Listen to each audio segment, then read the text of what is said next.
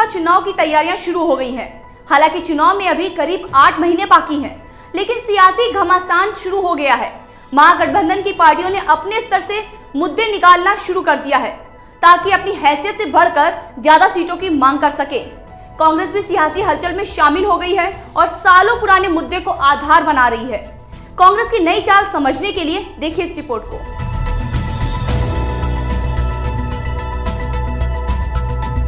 बिहार विधानसभा चुनाव में अपनी स्थिति मजबूत करने के लिए कांग्रेस ने फिर से सालों पुराना मुद्दा उठा लिया है। कांग्रेस के नेता भी बिहार के पोस्टर वार में शामिल हो गए हैं। कांग्रेस ने नीतीश कुमार को चुनौती देने के लिए आरक्षण का मुद्दा उठाया है। पटना में कांग्रेस के स्थानीय नेताओं ने पोस्टर्स लगवाए हैं, जिसमें राहुल गांधी को अवतार बनाया गया है। इस पोस्टर में नायक की भूमिका में राहुल गांधी को दिखाया गया है।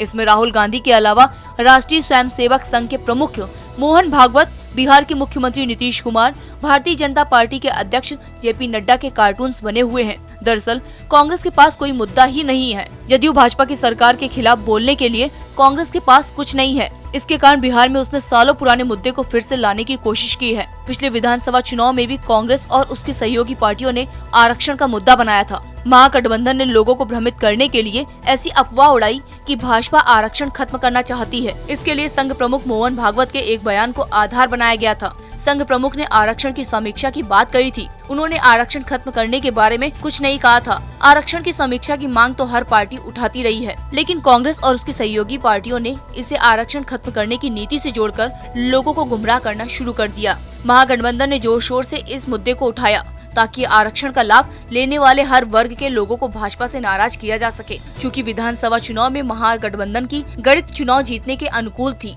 राजद और कांग्रेस के साथ जदयू भी महागठबंधन का हिस्सा बन गई थी, जिसके कारण महागठबंधन को ज्यादा सीटें मिली। नीतीश कुमार की छवि के कारण राजद और कांग्रेस को भी फायदा मिला था, लेकिन पिछले चुनाव में भी भाजपा की स्थिति बहुत कमजोर नहीं रही और अब स्थितियां बदल गई हैं। भाजपा और जदयू फिर से एक साथ आ गए हैं। भाजपा ने साफ कर दिया है कि पार्टी नीतीश कुमार के नेतृत्व में ही चुनाव लड़ेगी। दूसरी ओर नीतीश कुमार ने भाजपा का विरोध करने वाले पवन वर्मा और प्रशांत किशोर को पार्टी से निकालकर इस गठबंधन की पुष्टि कर दी है। इसके कारण अब महागठबंधन के सामने अपनी हार को सम्मानजनक बनाने का संकट आ गया है और फिर इस तरह के पोस्टर के माध्यम से सही मुद्दे को लोगों को ध्यान भटकाने की कोशिश कर रहे हैं। महागठबंधन में पहले से ही दरार पड़ी हुई है।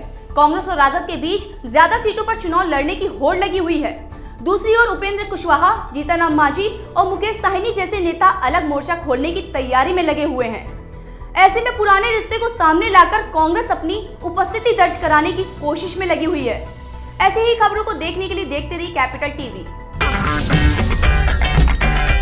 अगर आपको हमारा वीडियो पसंद आया हो तो इसे लाइक करें, हमारे चैनल को सब्सक्राइब करें और हाँ, बेल आइकन दबाना ना भूलें ताकि आप तक हमारे वीडियो की नोटिफिकेशन पहुंचती रहे। आप अपना सुझाव हमें कमेंट बॉक्स में दे सकते हैं। हमारे साथ जुड़ने के लिए शुक्रिया।